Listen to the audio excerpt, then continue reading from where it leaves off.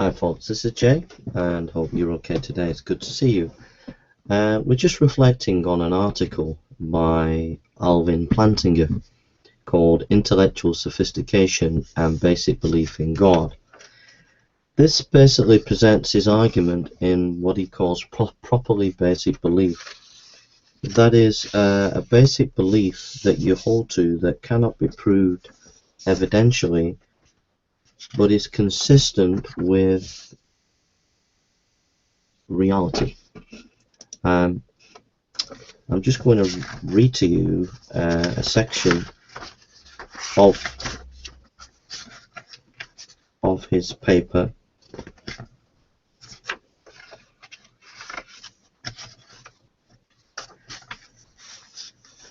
He says, hence I believe in a basic way. He writes, now my question is this: called P itself be my reason for thinking Q false, or must that reason be some proposition distinct from P? Consider an example. I am applying to the National Endowment for the Humanities for a fellowship. I write a letter to a colleague trying to bribe him to write an endowment, a glowing letter on my belief. He indignantly refuses and sends the letter to my chairman.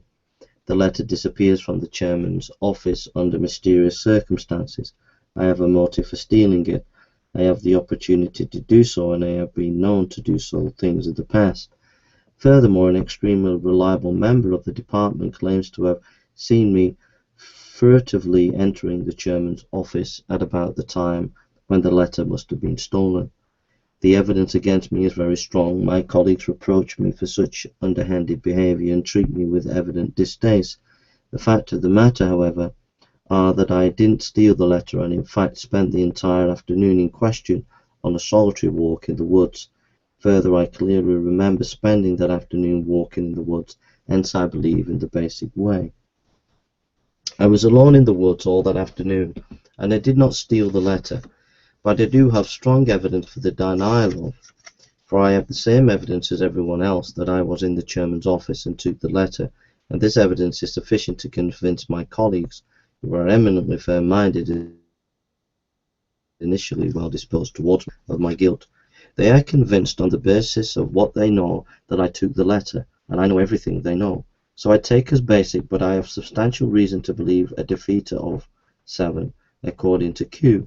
If I am to be rational in this situation, I must have even better reason to believe that the potential defeater is false. Do I? Well, the only reason I have for thinking this potential defeater false is just 7 itself. I don't have any independent reason to think the defeater false. The warrant I have for 7 is non-propositional warrant.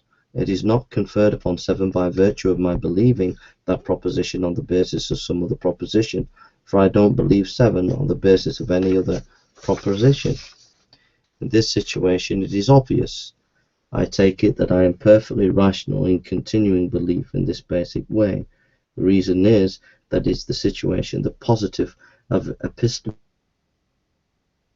status or warrant that has for me by virtue of memory is greater than that conferred upon its potential defeater by the evidence I share with my colleagues. So that's a key passage in the article Intellectual Sophistication and Basic Belief in God, Alvin Plantinga. I'm just going to read to you, if you go on Wikipedia and read basic belief, this is helpful. Under the epistemological view called foundationalism, basic beliefs, also commonly called foundational beliefs, are axioms of a belief system. Foundationalism holds that all beliefs must be justified in order to be believed. Beliefs therefore fall into 2 categories. Beliefs that are properly basic in that they do not depend upon justification of other beliefs, but on something outside the realm of belief and non-justification. Beliefs that derive from one or more basic belief and therefore depend on the basic beliefs of their validity.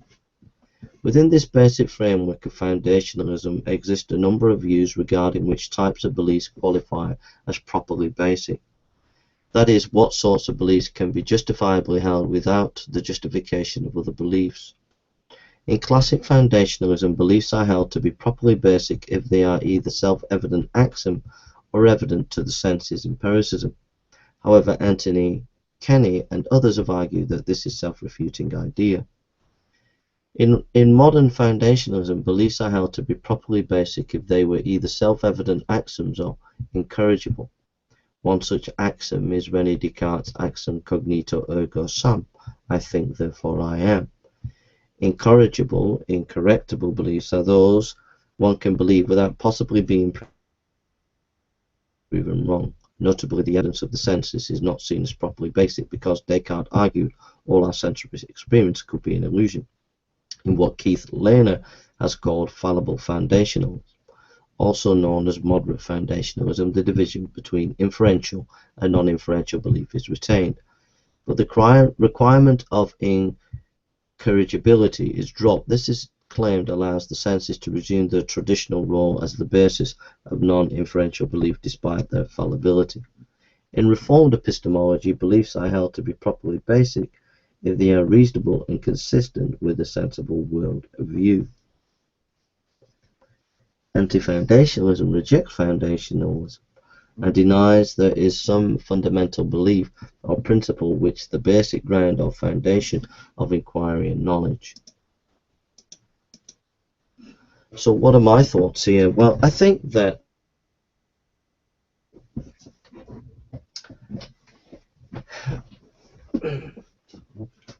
I don't know, it's very difficult. I think that in the theory of knowledge, I think that verification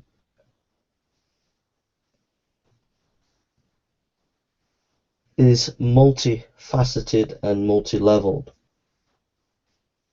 So what that means is for Alvin Plantinga to take one element of epistemology, i.e. his properly basic idea, and then to assume and think that that can be a defeater of whatever anybody else says, I think is naive. I think that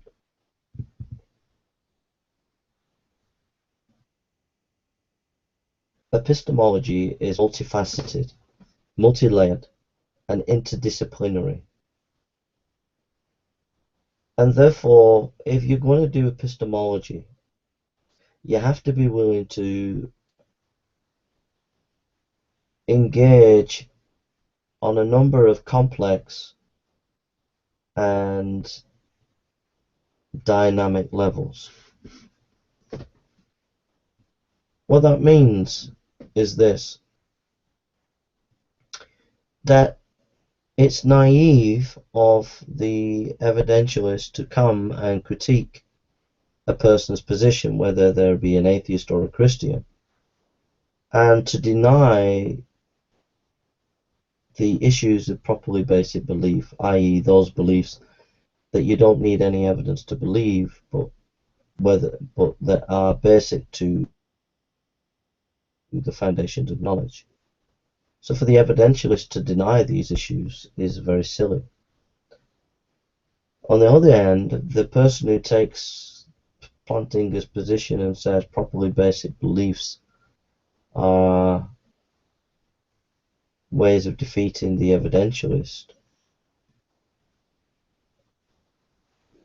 it could be argued that your properly basic belief could be defeated by somebody else's properly basic belief. Somebody else might say, well, I have a properly basic belief that I don't have to prove.